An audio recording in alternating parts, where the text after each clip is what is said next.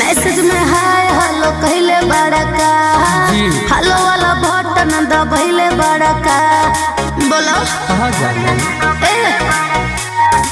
Message में hi hello कहले बड़का हेलो वाला बटन दबैले बड़का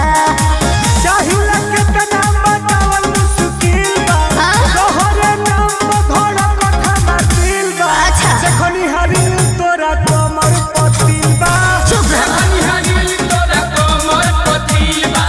देखनी हरी तोरा कमर पतिल बा दीवाना बना देले भाई।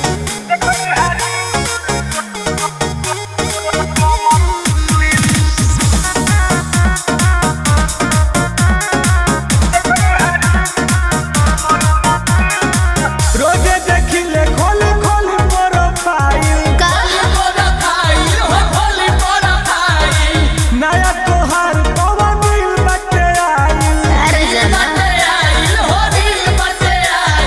तारा के नाम लिखम तो हम मिले ना सुनो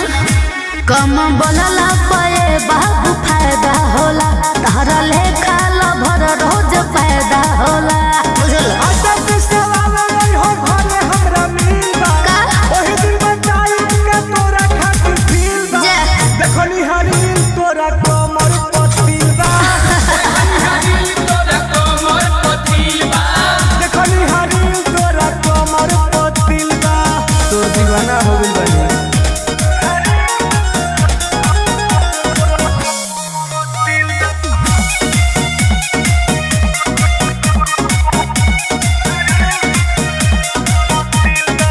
कबो साड़ी कबो सूट सलवार में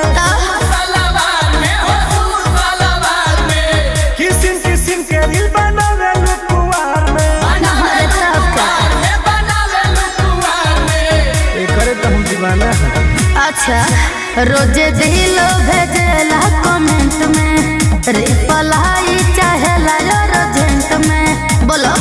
टुन के पीछे हल पूरा महफिल बा अच्छा तारा पीछे पागल सागर सुनील बा अरे देखनी हरी तोरा कमर पतिल बा चुप रह देखनी हरी तोरा कमर पतिल बा